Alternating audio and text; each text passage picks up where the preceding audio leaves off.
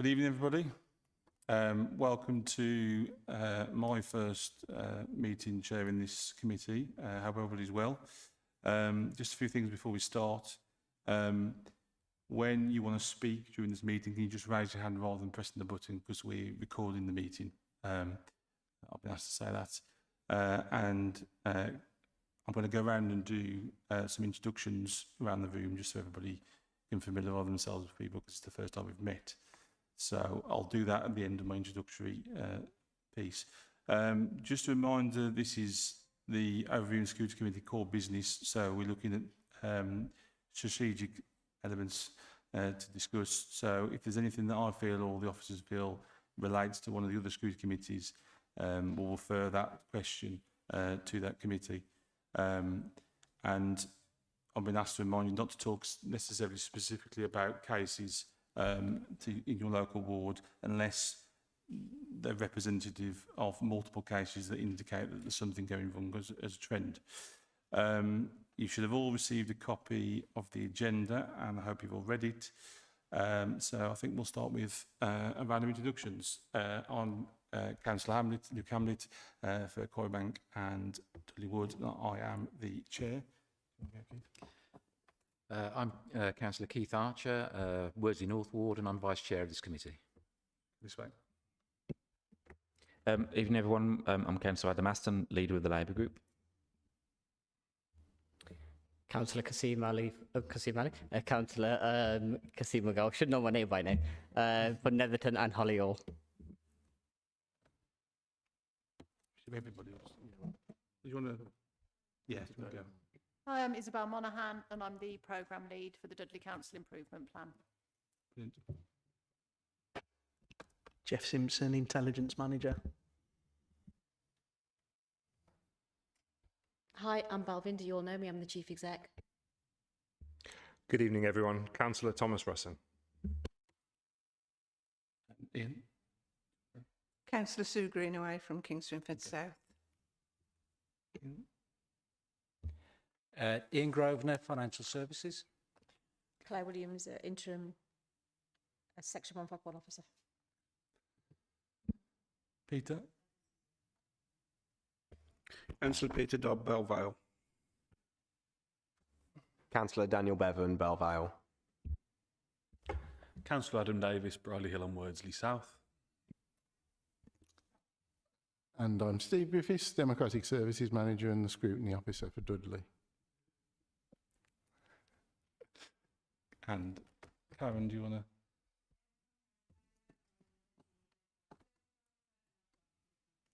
to? Brilliant. Item 1 on the agenda is apologies for absence. I've had an apology from Pete Lowe. Are there any other apologies? Yes, Chair, got a last-minute apology from Councillor Kieran Casey. I think he's got a bit of a personal crisis. Thank you, Councillor Aston. The second item on the agenda is to report the appointment of any substitute members serving for this meeting of the committee. Now, I'm not aware of any substitutes. The third item on the agenda is to receive any declarations of interest under the Members' Code of Conduct. Does anybody have anything to declare? No. The fourth item on the agenda is to confirm and sign the minutes of the Overview and Security Committee held on the 30th of April 2025 as a record. These are on pages 4 to 6 of your document. Does anybody have any objections to those minutes? No. And can we all confirm that we're happy with those minutes and to be signed? The fifth item on the agenda is the public forum. Now, as there are no members of the public other than Martin, I'm assuming Martin doesn't want to say anything. Not at all, Mr. Chair. For everybody's benefit, if anybody doesn't know, my name's Martin Smith. I'm a member of the press with the local Democracy Reporting Service, and I have no wish whatsoever to participate in the meeting. Thank you. Thank you, Martin. So that's agenda item number 5. Agenda item number 6 is the programme of meetings and business items for 25-26, and Steve, you're going to speak on this. Yes, thank you, Chair. As you said in your introduction, the the report has been circulated, so I'm going to be very brief in my introduction to this. The report just sets out the programme of meetings and the outline of the business items for the municipal year ahead for this new Scrutiny Committee on Core Business. Clearly, we all recognise the need for flexibility and to recognise that things will change during the year, and you may need to put items on or take items off as we move through the year. This is a starting point. We'll be ongoing liaison with yourself and the Vice Chair and other members to make sure that the agenda remains relevant and focused during the year. Also attached to the report for members' information and background are the Council's scrutiny procedure rules, which incorporate terms of reference of the committee. So with that, Chair, over to yourself and the committee for any comments. Thank you. Thank you, Steve. Has any member of the committee got any comments on the programme of meetings for the following year? Nope. Agenda item number 7 is the Dudley Metropolitan Borough Council Improvement Plan Progress Update. And I have Balvinda down to say something on this. Thank you, Chair. I'm just going to share my screen and just walk you through. So the Dudley, just bear with me 1 second. Can you, have I shared my screen yet? 1 second.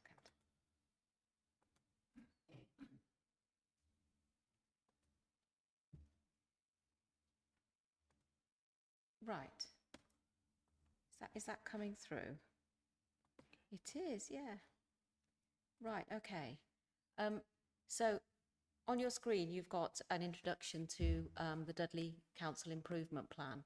So the improvement plan for you as a committee is probably the key document that we want to keep referring to throughout the year.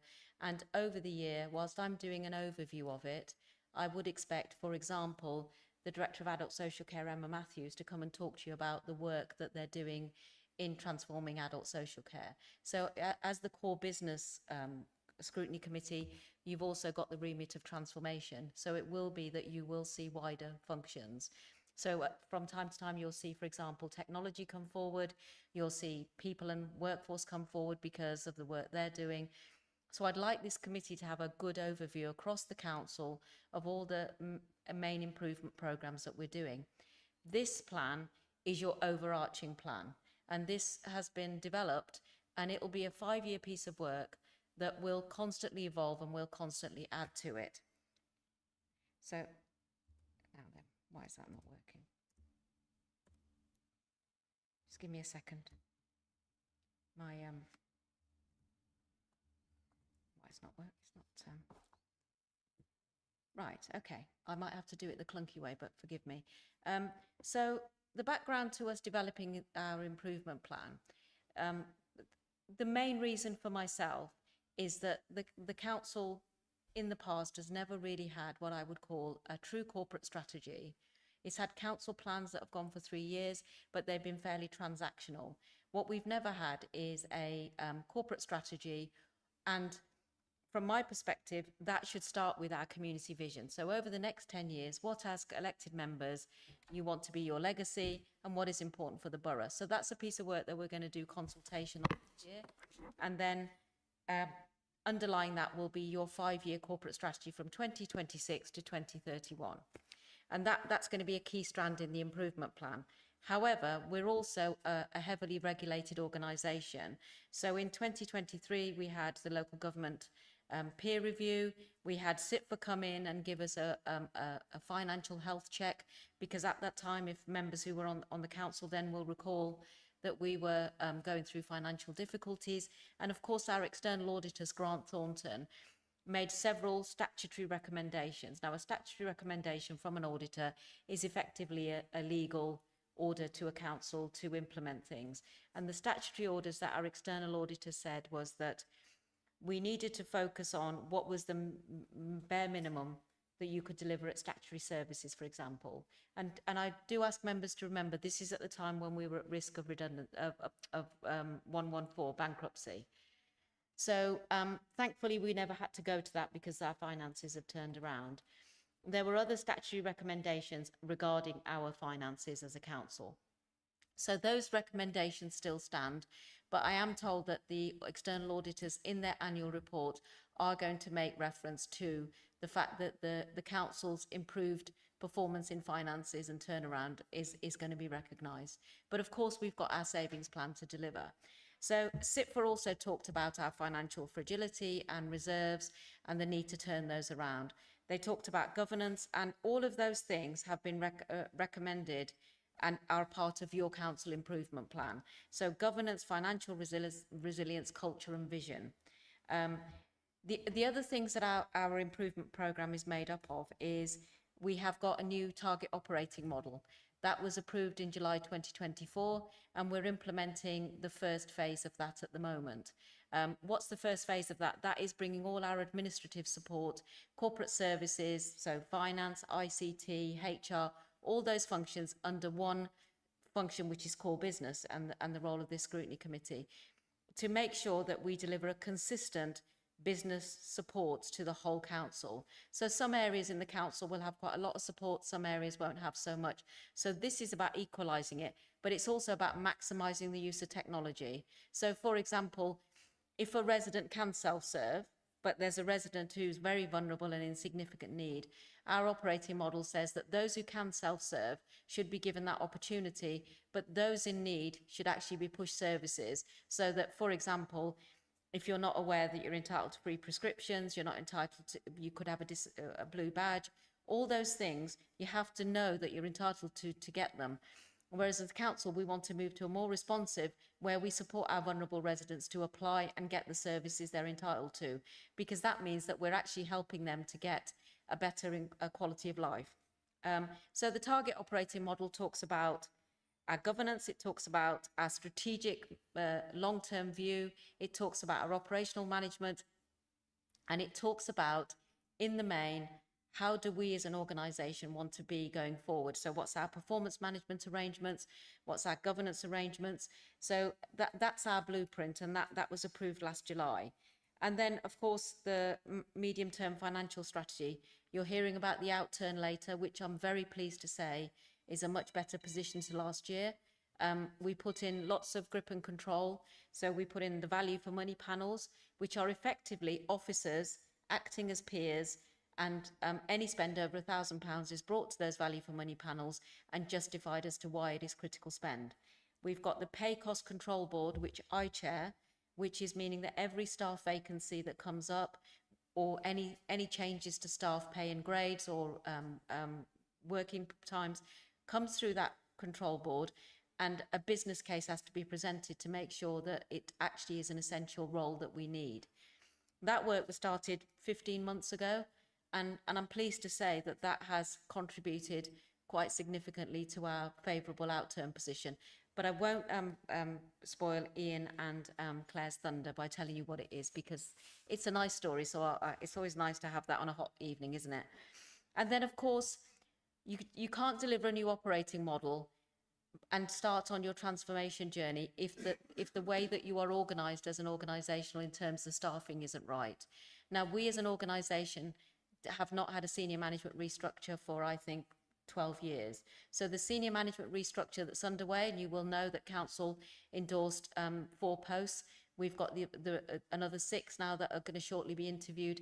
That structure will give us the strategic and operational stability that we need to drive this plan forward.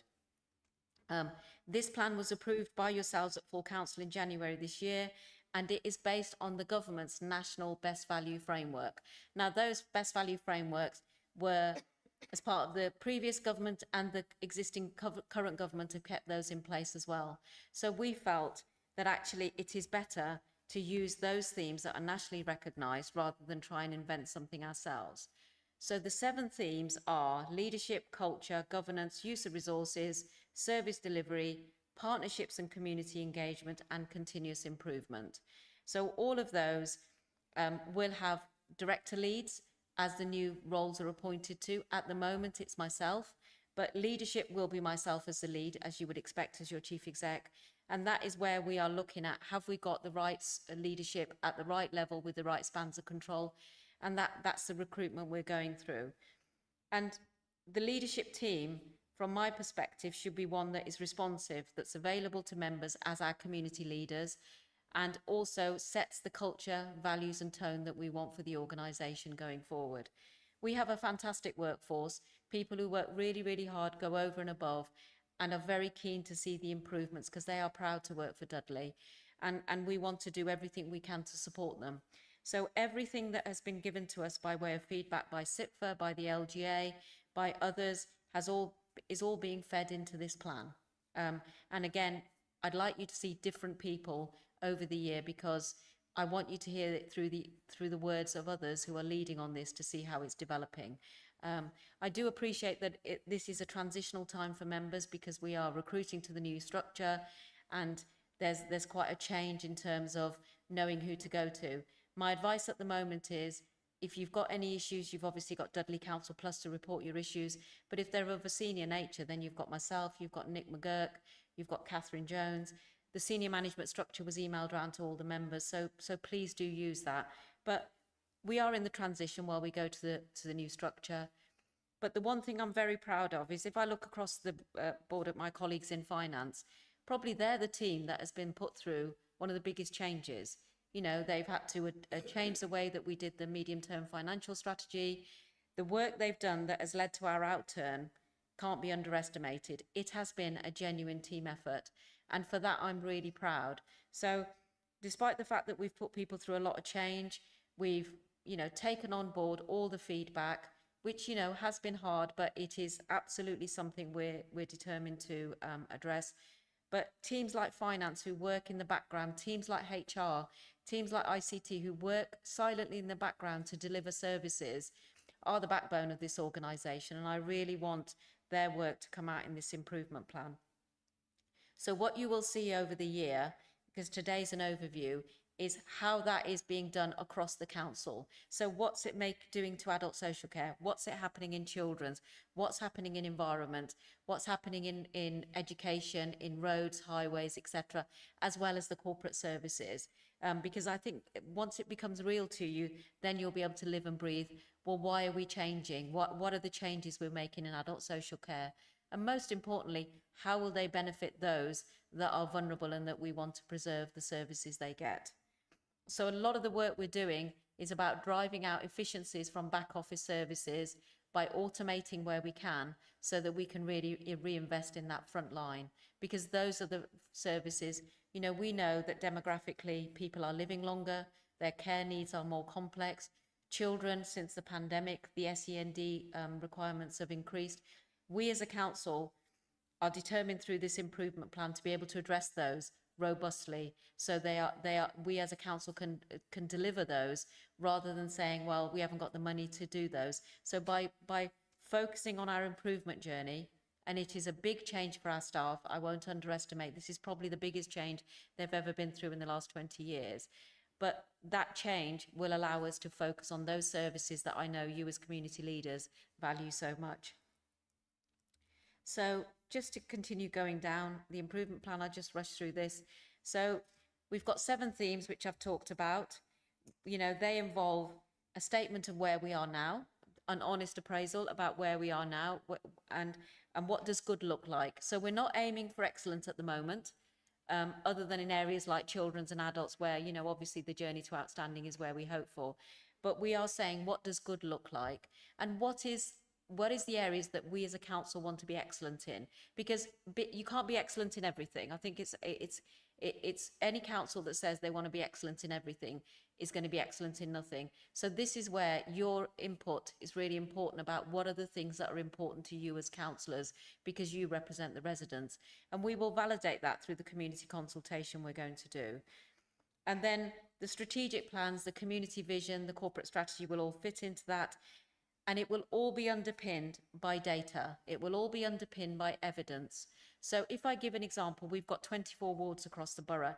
Every ward has got different needs. Every ward has got, so if you take some of our affluent wards like Pedmore, that are perceived to be affluent, they've got, issues around health inequality. Whereas if you go to wards like Brockmore and Penn's Nest, they are seen as more of our deprived wards, but they've got some of the highest performing indices in some areas, but obviously some big issues.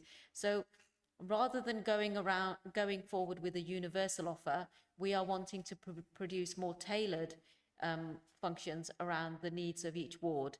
And we're working through that. And Jeff, who sat next to me alongside Isabel, is a key resource in terms of his skill and the background knowledge he brings in terms of giving that evidence base by the 24 wards. And as ward members, we'll discuss that with you and identify what we as a council can directly support and what we can influence our partners to do.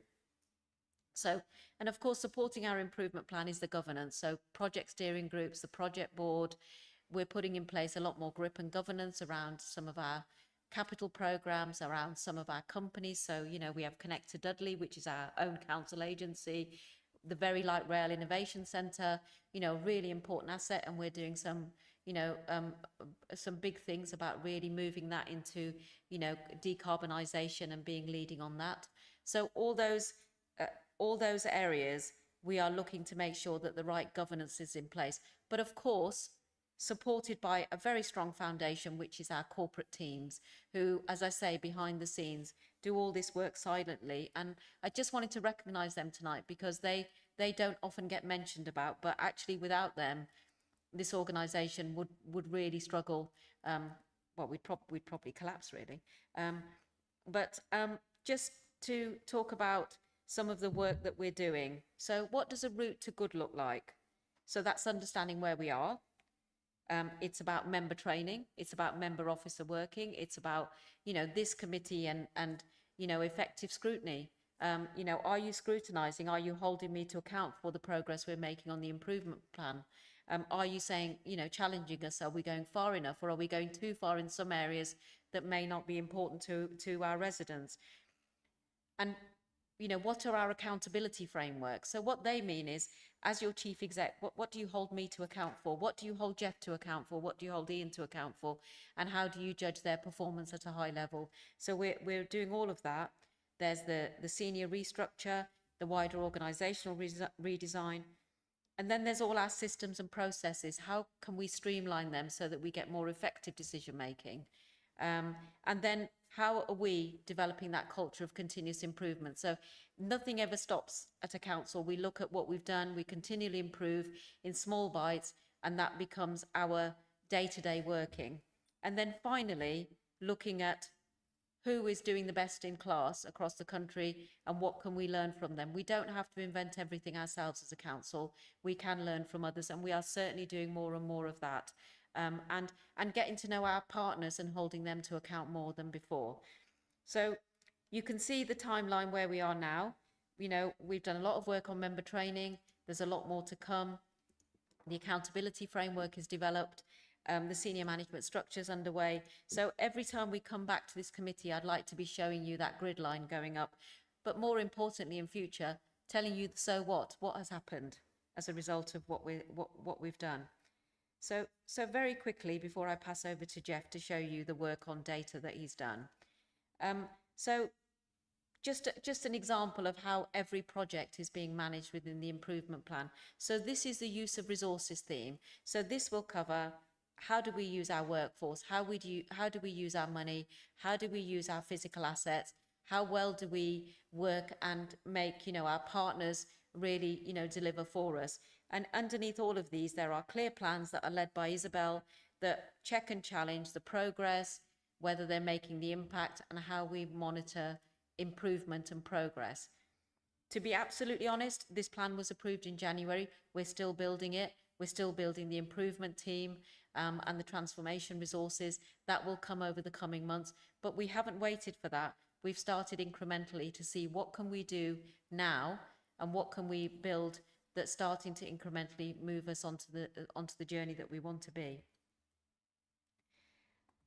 So in terms of just giving you an overview of where we are, so communications wise, we've produced a brochure and a summary. Staff are given regular briefings by me. I do all staff briefings now every 6 to 7 weeks. I'm really pleased to say that if it was this time last year, I will be lucky to get 80 people. You know, we're a workforce of over 4,000. That's not a lot of people. At the last staff briefing I did on Teams, I had 700 staff. And alongside that, I did 10 physical meetings. And all of those, the rooms are full. And what's great is it's not just me talking. It's two-way communication, asking me questions. So communications is a big theme because we are asking a lot of our workforce in terms of change. Governance I've talked about. You've all got the members survey that you're doing. Please do fill it out. It's really important. We're developing your pathways for your learning every day and getting your feedback and improving them. The Constitution, which is really important, it's the document that governs everything we do, is going through a complete rewrite, and we've got some external support through a legal firm called Wilkinson Chapman, who are experts in this. But we're starting with council procedure rules, and you will all be asked to be involved in those, because council procedure rules are something that you live and breathe and you want to see those improved. So we're breaking off the Constitution into bite-sized chunks, starting with the bits that are important to members, and working through. So schemes of delegation will be revised, etc. So it is a wholesale review. We've never done that before. So I'm really excited because that will give us the launch pad for this. I've talked about the senior management restructure. I won't go through that again. And then, of course, you know, every organisation, culture is so important, you know, so my ambition is that every member of staff has a set of objectives that link back to how they support the improvements the council makes. So from somebody in admin all the way through to, you know, directors, I want everybody to understand their part in being a cog that makes this organisation work, and not only work but thrive. So a lot of work is being done around objectives and how staff are able to show how well they're working and supporting us. Member officer working is something that will always be ongoing. Resources I talked about, pay cost control board and value for money. Again, you will see the output of those when you see the outturn. Two things that we've not launched yet, the service delivery and the partnership themes. Service delivery, because that will be launched in September, October when the senior team is in place, and partnerships again when the senior team's in place. We have got an event planned in October where we're inviting all our partners to meet the new team and for us to set out how we want to work together, something we've not done before. But if you take NHS, a key partner for us, the combined authority, a key partner, I want them to understand what our objectives and priorities are, and vice versa. So there's a big forward plan about all the things that we want to do as soon as the team's in place. So in terms of the performance monitoring we're doing, I'm going to now pass over to Jeff, who has been doing an awful lot of work in the background. So for those members who were on Scrutiny last year or have been interested, you know that we've got a live KPI dashboard, which is all our key performance indicators. That's where you know about voids, that's where you know about the number of children in care, how we're doing on procurement. But we've now moved into the next level of that. And the work that Jeff is doing is all about how do we as officers, how do you as members see real-time information? So if you want to know how we're doing on the budget, you should be able to click on that. How we're progressing on our improvement plan, you should be able to click on that. You should not have to ask an officer to send you that document. It should just be live for you. And then, of course, how we're managing risks. So rather than steal any more of Jeff's thunder, I'll pass over to Jeff. Thank you. Thank you. So this strategic report for the Dudley Council Improvement Plan, I'm just going to give you a whistle-stop tour. The first thing I'm going to say, this is draft and it's still being built. So please don't take any heedance to any of the percentages or numbers in it at the moment, because it is working on a draft basis currently. But this report is hoping to provide some visibility and transparency of how Dudley Council Improvement Plan is progressing, and to give a little bit of assurance on progress and that it's moving forward and is delivering as it should. So there's always a landing page on all of these things. If we click on progress, it is hoped to keep it nice and simple, nice and readable. So you're going to have a little thermometer that shows you the overall programme completion.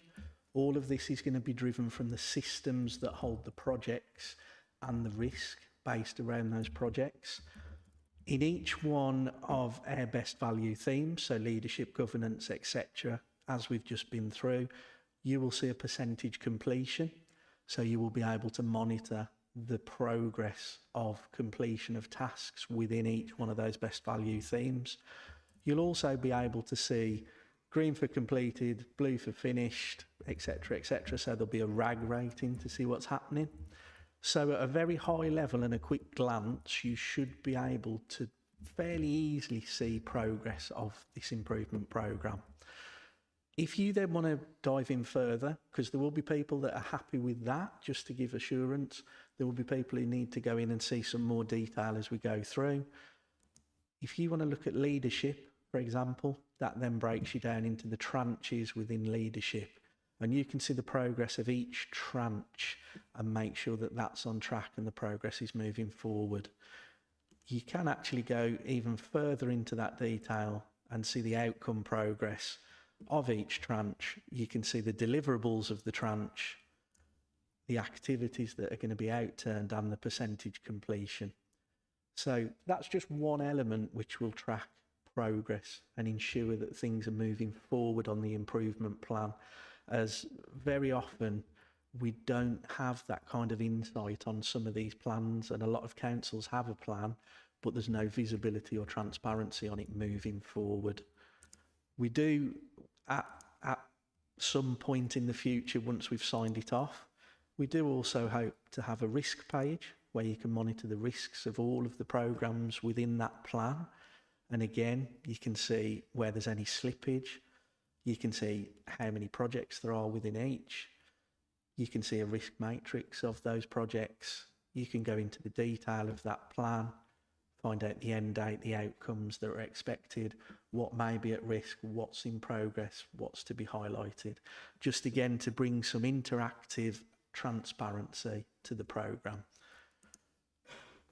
At a future date again, once we've got this up and running, and this is going to feed directly from systems, so there should be no user intervention in this, no wasted manpower keeping this up to date. It should feed from the systems we have to update anyway. So we also hope to get some other things on there, such as our MTFS tracking, etc., etc. But they will come online in a phased approach down the line. And that's just, it's a very whistle-stop tour of what we hope reporting will move to on the improvement plan. We've already moved forward with the council plan. We've already got quite a nice scorecard that's interactive you can drill into. So we hope to take a similar approach with this, just to open up the transparency of our data and reporting and give you some fingertip monitoring of what's happening. Thanks, Jeff. So as you can see, there's a lot of work to build what I would call a robust platform for members to see how we're doing on, you know, our improvement themes, how we're doing on the wider changes that we want to make. And not every improvement program is a big piece of work. Some are small changes. I call them small changes, big difference. And one of the things we want to encourage of staff and members is what are the things that might make the little things that might make the biggest difference. And all those things will feed into it. So quite often as councils, we do the big stuff well, and it's the little stuff that trips us up. So we want to be able to tackle that as well. But we want you to be able to track progress and of course, see the measurable improvement by a big change that we want to put in place, which is about more feedback from residents. So we haven't in the past done, for example, resident surveys. We don't have anything such as the citizens panel. Those things can be really valuable tools to help you to, you know, understand what is the impact that things are making on the ground. Because as councillors, I'm sure, very rarely do residents turn up and say, fantastic road resurfacing programme. It's all about the things that we're not doing so well. So again, this dashboard, we also want to be able to turn into, this is, you know, we've more of a PR as well about all the things that, you know, the council is doing day to day, because quite often that's not realised. So, and the final thing I wanted to say is that we launched this programme in January this year, and I'd like to think that as members of the Scrutiny, you can see that strong progress has been made to build the foundation. We've not waited for the new senior team. We have already started. And again, I'd like to just pay a bit of tribute to Isabel and Jeff, because both of them, in other councils, there would be already a team of 20, 15 people. And it's those two at the moment who are doing the most of the work, supported by some really good support staff, but we're a very small team. We're building that because it's only just been established, but that's not to say they've stopped. So the work that Jeff is doing on business intelligence is something that we will deploy across the council. But of course, for every one improvement piece of work we do, we always then have to stop because, you know, we've got CQC, inspection for adults, coming up. We've then got Ofsted who want data. All these things have to be supplied in the background, but also feed those wider machines about all the things that we're doing around our statutory services. So I just wanted to bring Isabel and Jeff to introduce you tonight, because actually, whilst I talk a lot, these are the guys who do the work, and these are the guys that do the work, and quite often they don't get to see, you know, anything that's the outcomes of things because they're in the background. So I really would like, going forward, that you hear from me the least and from the wider council officers about what they're doing, because it is their council as much as it is our council. And I want you to see their voices and faces and see, you know, the things that they're proud of what they're doing. Thank you. Thank you, Albinder, and thank you, Jeff and Isabel, for attending the meeting. Do any members have any questions that they want to put to go give? Yes, thanks, Balvinder and Jeff. Very comprehensive, and I think you've given us a good understanding of where you are. It's early days, as you say. You've also been very honest in saying you can't do everything. So what do you see as the priorities now? If that's the first question. And then you're talking about the vision thing, the strategy. So 5 years is a long time. So in 2.5 years, what do you expect our residents to be saying about Dudley Council that they're not saying today? Yeah, lovely. So in terms of the immediate priorities, it is the organisational redesign, starting from the senior leadership, because we need that skills and capacity to help us deliver this plan. So that's the immediate priority. The other priority, I would say, is sustaining our financial sustainability. So whilst we set a balanced budget for 5 years, delivery of that budget is now where I would say is my priority. And again, you should be holding you know, us to account for that. So the delivery of the savings. So last year was one of our best years for performance in terms of delivery of savings. I think they were 91, if memory serves me right, from officers. So that was a really good performance, but we should be delivering our savings 100%. So the plans for those is a real priority. The other priority for me is to do the work on the community vision, because then we will really understand what is important for our residents and we can turn that into plans. In terms of in 2.5 years, what are my aspirations? I would like to be in a position where the council's reserves are much improved, because we're well on the way with our delivery programmes. The investment in the borough is much increased, because our working relationship with bodies like the Combined Authority is much more robust, because we've got the skills and capability to get the investment that we should. The borough has had very good investment with the metro and other schemes, but you know, certainly for some of our brownfield development, that money should be forthcoming much more. The Combined Authority are very keen to work with us, so we are pushing at an open door. I would like to be able to evidence that the use of technology and innovation, particularly in areas like social care, where we want our social workers to be with their clients. We don't want them writing case notes and those things. That our use of technology is really making great strides, and we're using AI. And most importantly is that I can evidence through the data and the work that Jeff has just demonstrated to you that staff morale is improved. We are an employer where people, I mean, I have to be honest, the senior management restructure, we have had a really good response to our job adverts. So, but to sustain that and say, you know, we're a place that people want to come and work and they feel they can thrive and develop their career, I think that committed, empowered, you know, highly motivated workforce is what I would like to see in 2 years. But and finally, you know, delivery for our residents, you know, the most important things for our vulnerable, for the borough and its environments. You know, we're an amazing borough. There's not many boroughs in the country that have got a zoo, a castle, nature reserves, we're geoparks. You know, are we maximising what we're doing to really promote our borough and make it work for the people who live and work here? So I suppose those are probably where I'd like to be showing you some great strides in those areas. Thank you. Zine, do you want to go next? And then I'll bring Adam. Yeah, I just want to follow up on that question first of all. So, one thing that I've been doing in my personal career is rather than doing a post-mortem, doing a pre-mortem. So you've talked about your 5-year plan and now the 2.5-year plan. What's the greatest risk that you can think of now that will prevent that from happening? That's the first question. Yeah. In fact, let's do that one first, and then if it's okay with the chair, I'll come back on those. So financial stability is always a big risk for local authorities with the pressures on social care growing. That's why we're doing all this work, and we're doing it at such pace so that we have the resilience to meet those demands, because they support the most vulnerable in our borough. The other risks are that, you know, sustainability of our improvement plan, that it's delivering the outcomes that we want it to be, and we're driving out some of the areas where perhaps we're delivering services in a traditional way and we're not making the most of use of it. If we don't maximise the use of our technology, those improvements that I'm talking about will not be sustainable because they won't be affordable. You know, we have to drive out costs in areas in the back office functions and processing to invest in the front line. The one thing I do know that public sector's funding is going to get tighter and tighter. So what I would like to be is saying that we as a council are less and less reliant on grants because we are self-sustaining. So those are the risks about, you know, our financial sustainability, the pressure on public services, and the grants that are devolved down to us. That is all squeezing us, and we as a council have got to transform to live within that envelope. Okay, and the follow-up question, not really a follow-up, a separate question, and this might be something for outside the meeting, Chair, because it's more technical. You spoke about the strategic theme progression.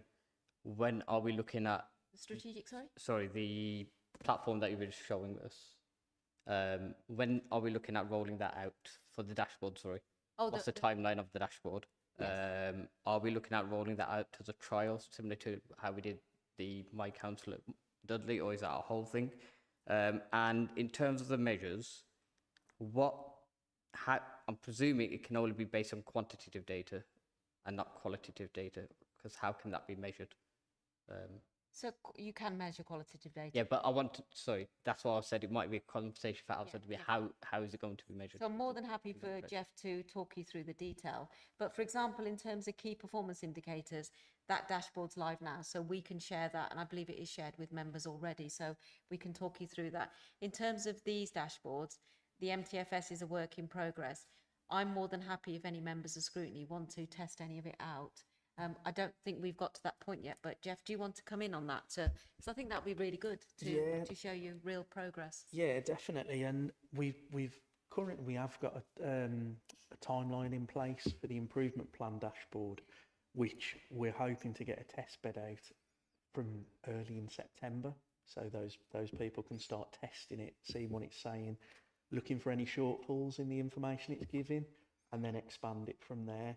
So we're still working to that timeline at the moment, and that's gone through our improvement panel, so that's still on track at the minute. Your question on qualitative data, I'm happy to pick that up outside. There's some great software that does qualitative data analysis at the moment, so that's a big thing with AI at the minute that's going on. So you can actually get things to run fairly automated qualitative data. It's not 100% at the minute, but it's fairly accurate. And as with AI, with everything else, it's moving so quickly at the moment. But yeah, I'm happy to pick that one up outside. Yeah. Thank you, Adam. Thanks, Chair. As a reasonably new member of the improvement panel, I've been impressed by the robustness of the plan, and particularly by the support being offered by the LGA through our allocated peers who are drawn from across the political divide. I think they provide a really good, reasonably independent external view of what we're doing and whether or not we're moving in the right direction. I think the plan is a huge step in the right direction. I think it's long overdue, and I think it's really important that this Scrutiny Committee take a regular look. So, pleased to see that the plan will come back multiple times throughout the municipal year. Just a question on the dashboard. I think being a councillor often feels like it's an analogue role in a digital age. I'll put on a T-shirt. That's great. So I think any step towards councillors being able to access such data and information at the click of a button is welcome. Have we learnt lessons from other local authorities? Are there other local authorities who do it like this, who use the dashboard, use that tool? Is the plan for the dashboard to be accessed through the My Dudley Councillor sort of portal, that access? And I suppose my only concern is, are we giving almost too much access, too much information to councillors? Are councillors going to be bogged down with so much information that they're not going to be able to focus on the really important stuff? Thanks, Chair. So I'll make a start. So thanks, Adam, for raising the improvement panel, because the improvement panel, and apologies, I forgot to mention it in my opening, is a really good check and challenge. So there are the peer support, as Adam has said. They really push us. So, you know, how fast are we going, our pace, whether we're covering the ground to the depth that we need. And I'm really pleased to say that when they saw the first cut of the dashboards and the work that Jeff's been doing, they were really impressed, because in answer to your question, yes, there are councils doing it, but there are many more councils that are not anywhere near the work that we're doing. So I'm really proud of the fact that we've got an improvement plan, and alongside that we're doing the real-time performance reporting, because that's important. And I think Adam, you're absolutely right. We could drown you in data, and you know, as a council, we've got so much data, it's unbelievable. But I think that's where Jeff's sort of top line summary allows you to see a high-level helicopter view and drill down. So there'll be some people, because I'm a bit nerdy, I like to drill down to the detail. Some people will just want a health check on, you know, I mean, Clive calls it the vital signs report of the organisation. I think members should see the vital signs, because there'll be things that we're performing really well at, and there'll be things that we have got as areas for improvement. And I think it's important that you see those vital signs, but also what we're doing about them. But I'll ask Jeff to talk about, because he's the guru on who's doing what and where we are in that.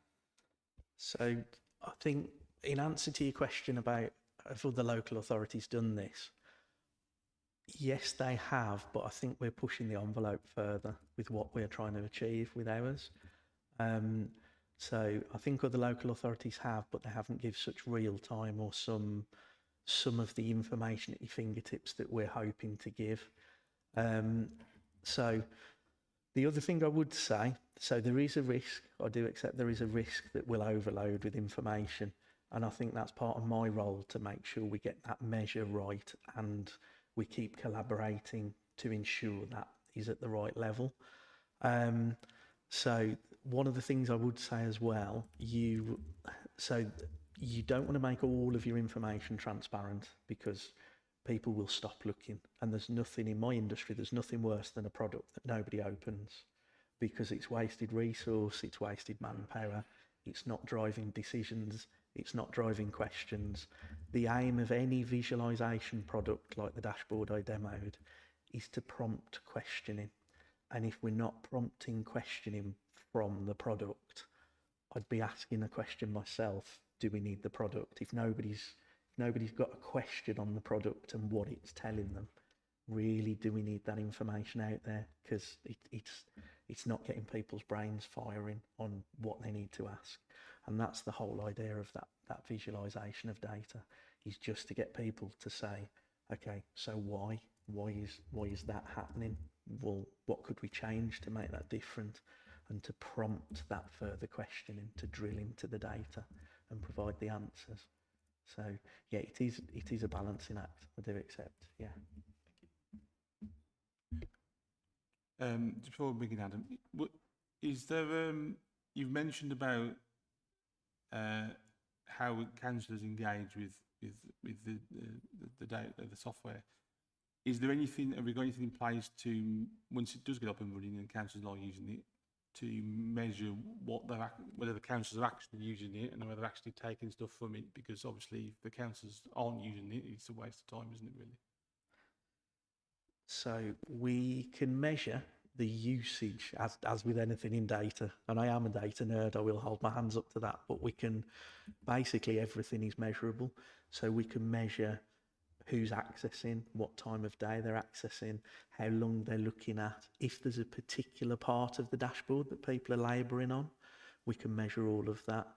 So we can then use that data to drive the parts of the dashboard that we think could be more utilised, or to find out why some of the pages that are really utilised, what's on there, what questions is it driving?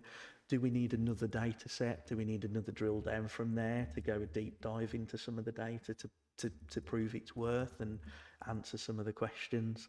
So yeah, in answer to your question, Chair, there's data on data on data that we can get with all these products, and as we modernise our kind of data recording systems, the reporting just gets better and better on everything. Yeah. And it'd be good once we do get going to get some feedback of what is actually going on to this committee. So that'd be good. Yeah. Adam, did you want to bring coming on? Thanks, Chair. I know it's been said, but I'll say it again. Well done to the whole team for all the work you've been doing on this, because obviously the position from 12 months ago to now is a complete transformation in the right direction, not at the end goal, but in the right direction. And it can't be underestimated, the hard work that's gone into it. So well done, everyone. Obviously, to get where we are, and I'll use the value for money boards as an example, we've had to change practice to try and change behaviours and to drive those financial savings. So we've brought those in. How do we not bring them out, but take them out? How do we phase them out? Because obviously we want to change those behaviours. We've made savings. We don't just want to say back to how it was, but because the behaviours have hopefully now begun to become standard practice, we obviously can start to, at some point, ease and phase out those practices to make things more efficient. So, for example, if any cost above £1,000 is going to a value for money board, that's a lot of things that are going to those boards, a lot of decisions that are going through extra layers of assurance, or however we're terming that. So when are we moving out of, for example, value for money boards into the next phase within the whole plan? Yeah, because they were, you're absolutely right, Adam.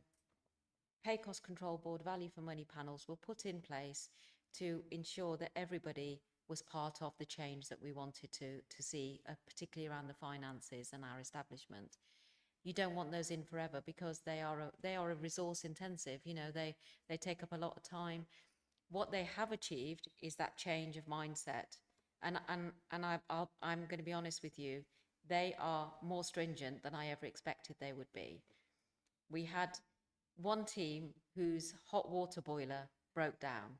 It took 3 attempts before they approved it. I thought that's going a bit far, but that just shows you how seriously they're taking their work. As part of the cultural work that we're doing and the senior leadership, it's about those senior leaders owning and actually having those value for money panels within their groups and making sure they adopt. So just to give you a timeline, I would like to see pay cost control board and value for money panels in place now, because we want to get into a battle rhythm for delivering our savings, because the savings over 5 years are so important. But I would like to think that by the time we set the budget next year, we are exiting those panels, because we'll have the structure in place and the accountabilities framework in place and be able to hold individuals to account for their spend. That's not to say that we can't revisit any spend, because everything we spend goes into our main ledger, so we see it. But what we do want to get to is dropping those panels and then maybe doing what I would call checking by exception, just to make sure it's working. But I have to say, I was more than pleasantly surprised about how well they took a bit of getting into a rhythm, but once they did, I've been pleasantly surprised about the check and challenge that peers have given to each other about, you know, do you really need this subscription?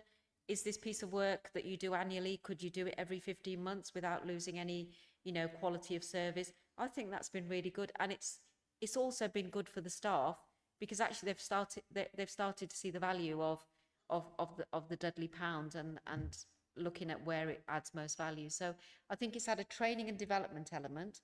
It's had an oversight element of awareness that people are much more stringent about it, but it's also made us all better budget managers, which, if I'm honest, is the thing that's going to stop these things from happening, is that budget managers, supported by finance, are starting to think about their budgets in perhaps a different way than we had in the past, because it's all about that continuous learning. So I think by this time next year, I would like to see them phased out if they continue at the pace, because we'll have 1 year of savings under our belt. It'll be more resilient. And as I say, that mind concept now of budget managers owning things much more is very strong. Thank you. I don't know if finance colleagues want to say anything about it.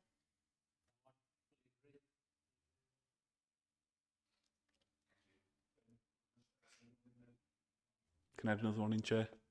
Thank you, Cheers. So on the BI side of things, I suppose it's kind of on a similar theme to the last question, but just wondering, again, using it to actually not just give us some data, but give us data that helps us be more efficient moving forward. So I think one of the most frustrating things I find as a councillor, and you'd find this the more years you are a councillor, is when in year one you come across an issue, year two you're raising the same issue, it gets dealt with that year, year three it comes up again, year four it comes up again, and we find every single year you're having to raise a certain issue. So for example, in public realm it might be an overgrown area, it might be something that's persistent year on year, and by going through the process of having to raise it every year, it obviously requires officer time, officer knowledge, and all sorts of things like that. So in that data, what I would like to see is some kind of stratification that chops it up into things that are one-off and we don't anticipate them coming up again next year. But if something isn't a one-off and we expect it, like an overgrown area, to actually come up again, that we categorise that in a different way and we make sure that we are handling that in a different way going forward. Because coming back to the question about what difference our residents will see in 3, 4, 5 years' time, hopefully it's not them having to come to a councillor with the same issue year on year and the councillor having to come to officers with the same issue year on year. I think that would be a big change from where we've been recently, in recent years. So is that part of the plan at all? If it's not, can we make it part of the plan?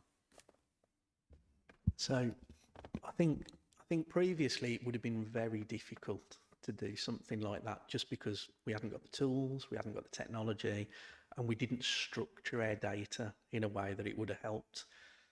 I think that changed a lot when we moved to the My Dudley way of reporting things. So now we're starting to build up a data bank of logs. So in theory, it's not a great leap. It will take time and it'll take a bit of effort to get it working and set up and tested. But it's not a great leap to move to a model where you become preventative rather than waiting for somebody to report something. So we could probably, with enough resource, start to look at repeatable reports from the My Dudley system based on the year two things that are now being logged again. So I dare say there's some areas where there's overgrown bushes, there's weeds that are having to be recalled for treatments, there's patches where we've had to go out and repatch a road because we patched it last time, where you can start to kind of assimilate those things together year on year and put that into a predictive model. So the predictive model is like, that's the platinum of councils for me, because you can spread that much wider, you can spread that across services. So if you take it away from just like green care and roads and things like that, if you move that into social care and you could come up with a predictive model for social care, the savings would be limitless if you started to intervene instead of waiting for that person to need a service. So it's absolutely the future. It is like the platinum model that I'd like to move towards.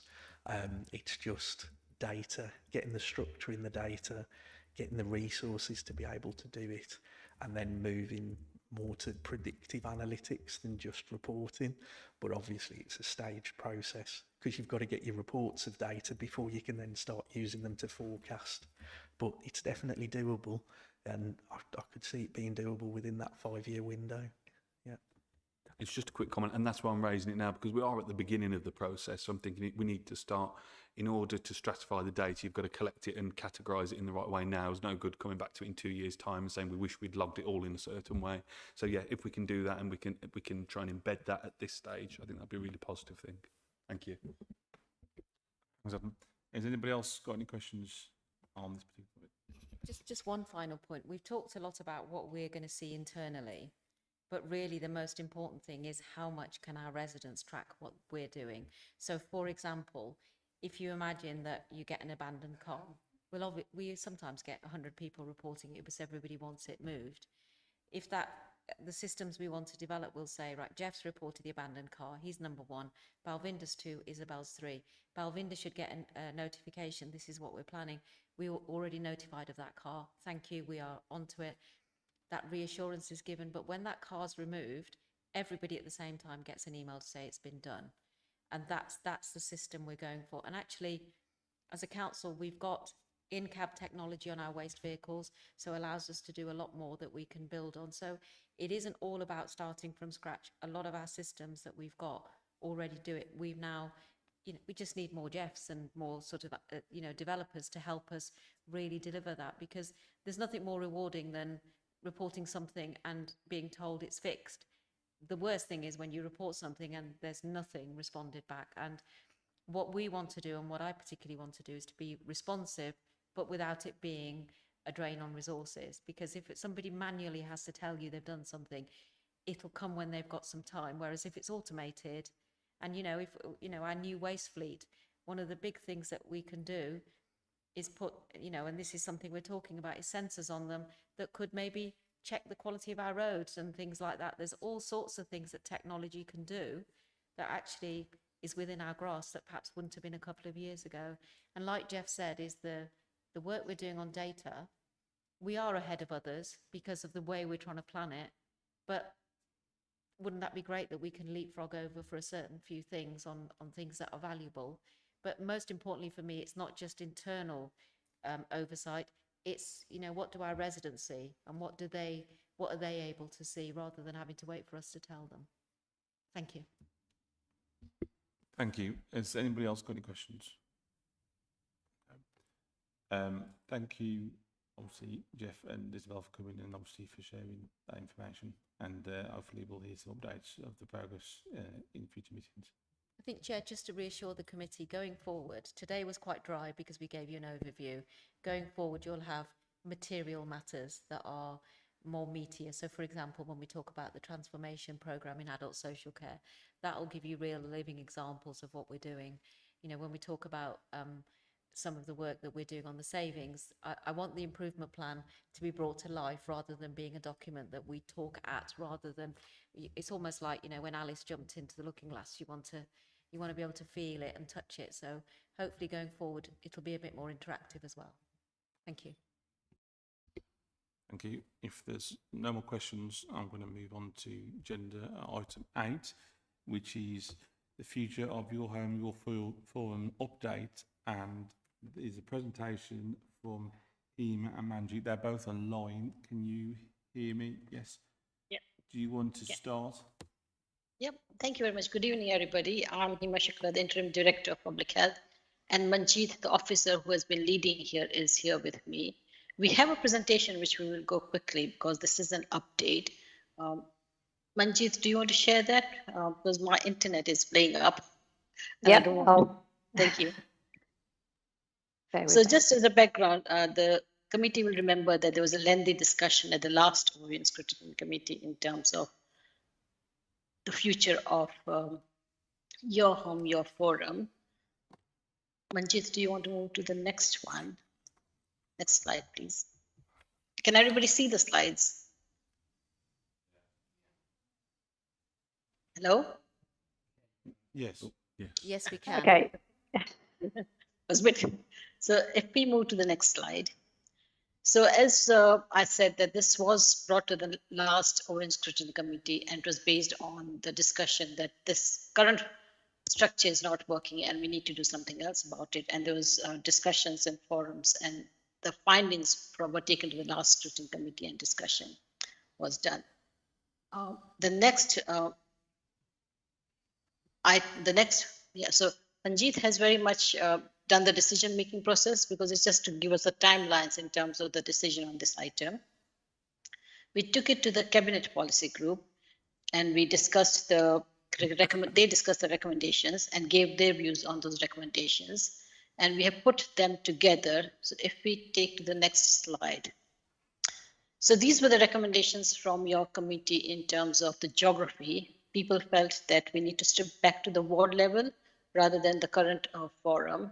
And then from that, members from the wards may decide to have joint ward or clusters, but it should go back to, first of all, the ward. We looked at the implications, and the costs would depend on, the requirements of the venue. And at the moment, the current budget is 2.3K.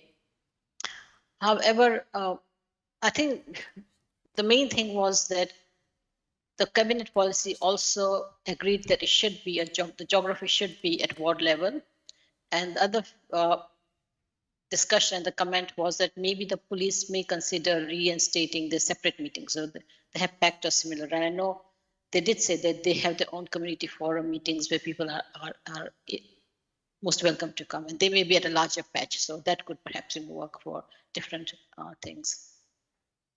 The second bit was about providing dedicated office support at each forum. Now, if we have each ward has their own, decides to have their own forum, then we are talking about 72 meetings, which will require a lot of officer time. The cabinet policy group felt that maybe this should be just led by members. There should be a member-led forum with some back office support, so the promotion, venue payments, etc., and some an officer attendance on request. So they may decide what the agenda items are for discussion and what officers they would require to come and present. So that could cut down the cost. The other thing which they did mention at last meeting was that they are more aware of venues which may be affordable and which may therefore bring the cost in terms of, so we don't need to go to the venues that we regularly, are hiring at a higher cost. So we need to have an understanding of which venues are preferable for both the residents and the members, and they may be at a lower cost. So we need to look into that. There was also the discussion about exploring streaming of meetings. So Manjeet has been talking to ICT, etc. We will need to look at what the clusters are formed and what the preference is, and then look at what the venues have been suggested before we do any work on that. And the policy group did not have any comments per se on this. An independent chair or training offered to chairs, and that was supported by members, and there's already the LGA agreement to deliver community forum chairing skills. So this is already now in place, and this should be included as part of the member training. So that recommendation has been met. And the last recommendation was to review the setup of grant panels due to potential mismatch between the new geography and the current how it's being led. We did identify, the officers did identify resource, it could be resource intensive administration, unequal distribution of community groups, and a lot of projects that are funded do benefit a wider footprint. And the policy group suggestion was that this should proceed as current in terms of the grant panels in the current format. So the next steps, which are not on this, but we can stop sharing, is based on, I think, the two discussions we've had. Obviously, the preference that is coming out is geography at ward level. So the next steps will be for the officer to discuss with members, ward members, in terms of the geography, the venues, etc. And ward members may have agreed with other wards what they want to cluster. So we get an idea about what is the preference in terms of the geography for different wards, and the list of venues that they may prefer, which will then give us some idea about going forward in terms of the costs, etc., which we can take to the policy committee next time. So this is just giving you an update, and we would welcome any further comments. Or Manjeet, do you want to say anything which I may have missed out, because you're really working hard on this? No, thank you. I think you've covered everything, Hema. So as Hema says, the next steps are that a report will be submitted to Cabinet on 30th of July. That's for members to consider the proposal proposal, so that will be taken into account, recommendations made by the overview and scrutiny and suggestions made by the Cabinet Policy Group. And then depending on what is agreed at that meeting, a report will then be submitted to Council in October for final approval. So that's where we are at the moment.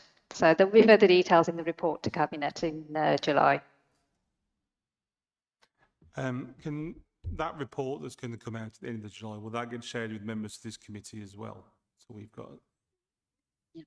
It can do, yeah. We can arrange to have a copy sent. Any member of the committee got any questions? Adam? Yeah, it's more of a comment than a question, but it will turn into a question. The line that says in the second table, overview scrutiny recommendation, consider an independent chair and or training to be offered to chairs. I'm trying to, when recalling that meeting, I definitely remember the recommendation being about training to be offered to chairs. That was definitely the case. But consider an independent chair. I can't remember that being, I remember it being discussed, but I think we actually ruled that out rather than ruled it in. Now, I know Cabinet aren't putting that forward anyway, but just to clarify, because I don't think that that's meant to be a recommendation, because I don't think it was. Yeah, just to clarify that it is not a recommendation that will likely be considered, because it's difficult to recruit independent chairs. There's no allowances attached to them, and they're not entitled to any expenses. If I remember correctly, Steve, I think it was mentioned in the notes, but it's going to be chair training. That's what we're pursuing with Democratic Services, and that will be introduced as part of the member induction programme. I think we take on board the point that if it was not a recommendation, then we need to make sure that it was discussed but not recommended. Yeah, sure. Yeah, I think if I can just come in there, I think Councillor Davis is right. There was a consensus that these meetings aren't working well, but there wasn't really a consensus on that or almost anything else. So in football parlance, I think we passed you a hospital ball there, to be honest with you. But what I would like to know is what is the current thinking? How far have we got in terms of, will it be individual wards? Will it be, and how will there be officers at the, if it does turn out to be individual wards? I know there was an issue potentially with cost and logistics on that. So maybe if you can just give us a little bit more meat, if you've come to any near recommendations yet. I think at the moment, sorry, just 1 second, Emma. I just wanted to say something about the independent chairs. I'm not, in terms of separately as well, we're looking at co-chairs for Audit and Standards Committee. That is because by bringing in non-execs, we can bring sector expertise. So audit is to bring that external expertise is really, really good practice. So I'm aware of those two, but as Hema said, I don't think a decision has been made on the other. It's a proposal and it's for consideration. But I'll let Hema and Manjit tell you about what the progress is in terms of formulating what the panels look like. Sorry to interrupt, Hema. Thank you. No, that's sorry, Hema. Just on that independent chair, just to clarify that it arose from the online survey and engagement with stakeholders, because that was a suggestion that came from them, and it was mentioned as part of the report to overview and scrutiny. So just to clarify that point, thank you, Emma. Yeah, no, that's fine. So in terms of the where we are, I think we, as I said, the next steps are working with the ward members to say what their preferences, because some ward members have said they would like to form a cluster with another ward. So we get an idea about the different geographies. Once we have the idea about the different geographies, then we can work, and the venues that they have said that they would prefer. We can then work out what the total costs will be in terms of resources, both when you hire, etc., but also in terms of officer support. And that would then be taken to the cabinet in terms of decision making, and that's what we'll share with you. Because at the moment, if we say just ward, a lot of members did say that they may agree to do it across another ward, which is perhaps more suitable in terms of their geography and their residents. And the North, I think last time said that they're happy with what they have because they're getting engagement. So it will be different for different areas and different wards. And that will be led by the ward members. Yeah, if I could just also come in there, again, just to clarify, we haven't undertaken any of that work. That was stopped because of the comments and suggestions made by Cabinet Policy Group, which is that they wanted to leave it to members to decide how they wish to progress in their forum areas. So if when the report goes to Cabinet, if they decide they want to delay this implementation of the new structure until we can undertake that process, that can be done at that point. But we haven't done any work to progress on that at the moment. Thank you. Has anybody else got any questions? No. Thank you both for joining us and obviously giving your comments in the presentation. So I'm going to move on to agenda item 9, which is the 24-25 provisional revenue and capital outlay and medium-term financial strategy. Ian and Claire are here to obviously talk about this. Do you want to say anything before I open the questions? Thank you, Chair. Good evening, everybody, and apologies for anybody who's behind me. Not going to run through the report in full, but I'll just pick out some of the pertinent points, and obviously we'll take questions at the end if there's any questions that members wish to ask. Just first of all, just wanted to draw everybody's attention to the fact that there have been some technical adjustments made since this draft report was put together. At that point, there was still some estimation around some remaining adjustments to go through. So the £17 million, sorry, this has adversely impacted the outturn by 0.4 million. And so if I could just draw your attention to paragraph 2 and paragraph 4, where it refers to a surplus of £17 million. This is now £16.6 million. Paragraph 3 refers to a gross surplus of 21.3 million, and that now is now 20.9 million. And paragraphs 5 and 8 refers to an unearmarked reserve balance of 28.9 million. This is now 28.5 million. So it doesn't change the overall impact of the report, and it's not a material change, but there's a change all the same, which will be reflected in the draft statement of accounts, which will be published shortly. The report sets out the provisional outturn for 24-25 financial year. The outturn position is reporting a £20.9 million underspend, which is a significant improvement against budget. The budget was originally set with a contribution of £4.3 million from reserves to balance the position. However, due to the surplus, this was not required and reduces the underspend by that corresponding amount to 16.6 million. And the reason for that is that parts of the service budget was being funded by those unallocated use of reserves, which fortunately stay within the reserve balances. In paragraph 8, the surplus will be transferred to the general fund reserves, increasing them to 28.5 million. And then in paragraph 7, we refer to the fact that within the 24-25 budget, as Balvinda referred to earlier, around the 91% achieved, £15.8 million worth of savings were identified, £14.4 million were delivered, which left £1.4 million under-delivered within the overall position, predominantly due to adult social care savings. Paragraph 17 referred to the dedicated schools grant, and at the beginning of the year, the DSG reported a deficit balance of £28.7 million, which has increased by £9.4 million during the year, resulting in a closing balance of £38.1 million. I think it's important just to note there that that £38.1 million is a combination of a surplus, within early years areas and schools balances of £6.7 million, but a deficit in the high needs block of £44.8 million, which is subject to the statutory override. Excuse me.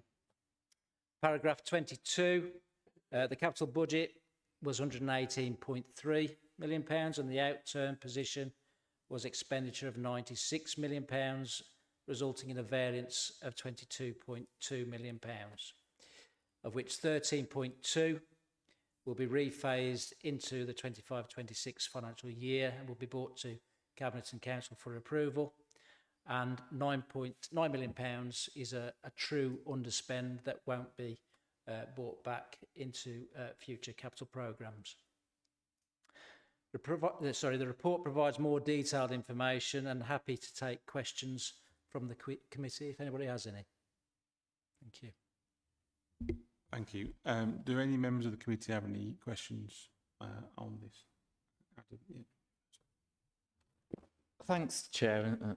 Thanks, Ian, for sharing that. I said it in the meeting in the Cabinet, and it's worth saying it again here as far as the Labour group is concerned. The worst possible thing that could happen to this council would be a 114. So we welcome the improving financial picture very much. I appreciate this is a backward-looking report, but please indulge me. I've got a forward-looking question about future years, and it's regarding the council tax reduction scheme. So I'm shoehorning this question into this report, so please bear with me. Obviously, there's a significant reduction for people who needed help with their council tax from February this year. Is that likely to, as more people struggle to pay their council tax, is that likely to present a problem for us going forward over the next year or two? I'm aware there is a discretionary council tax relief fund available of about £1 million, I think, although we have been encouraged not to. I think it's very much a last resort for people who really cannot pay their council tax. I suppose, whilst celebrating the report and the underspend, are we going to find ourselves in a position this time next year or the year after where, because of a reduction in number of people being able to pay their council tax, is that relief fund enough? Do we have the capacity to administer it if loads of people apply? So please forgive my questions, not really related to the report, but I hope you'll indulge me anyway. Thank you. Thank you. Yeah, certainly I can confirm the £1 million resource was secured as part of the earmark reserves that go into 25-26, as confirmed on the 24th of February at full council. Will the impact, will the council tax reduction scheme impact 5-6? Not directly. The way the collection fund works, that it will impact the following year if collection rates are different to what is planned, and it's something that we will endeavour to monitor very closely. What we're starting to do at the moment is rolling forward our medium-term financial plan to look at consequences in future years, and that is one area we will have to monitor very closely. At this point, it's too early to say whether that will become an issue, and I can refer the questions to Revs and Ben's around the resilience and capacity to deliver and where they're at on that journey. But certainly the resource is secured, and we will be monitoring that very closely with revenue and benefits. Regarding that £1 million reserve, obviously as it's getting used and eventually it will potentially get used up, could we be kept updated on how much of that reserve has actually been used up so we know we can track it just in case it does run out and we do need to sort of talk about increasing that level of support available to residents? Is that something that we can have? Yeah, in future. Brilliant. Has anybody else got any other questions regarding this report? My only observation that I picked up on was regarding the garden waste collection service. It said that there was overachieved its target by £1.5 million. Is that purely from the green bin collections? Yes. Sorry, excuse me. Sorry, Chair. Yes, in terms of the shortfall in achieved income against the MTFS in 24-25, that actually included a surplus of income achieved through additional green waste collections, which was mainly a combination of increased take-up of the service and reduced waste disposal costs. Okay, and in terms of the cost of running that service as opposed to the money that's come in from the subscriptions you've collected, is that the surplus, or is it paying for itself basically? For 24-25, no, but it's certainly modelled as part of the 25-26 savings to be full cost recovery. Okay, thank you. Adam. Thanks, Chair. I mean, obviously a lot of figures in here, and I've tried to go through to try and see if it's there. It may be, but I can't find it. With the way that government has confirmed they'll be issuing finance from central to local government, there's wide speculation that they're doing that on the basis of expecting local authorities to increase council tax year on year by the maximum. And that's a central government decision, and the money they allocate to us may mean that. So just to confirm, is that what you've allocated for and presumed and forecast in what we're looking at here?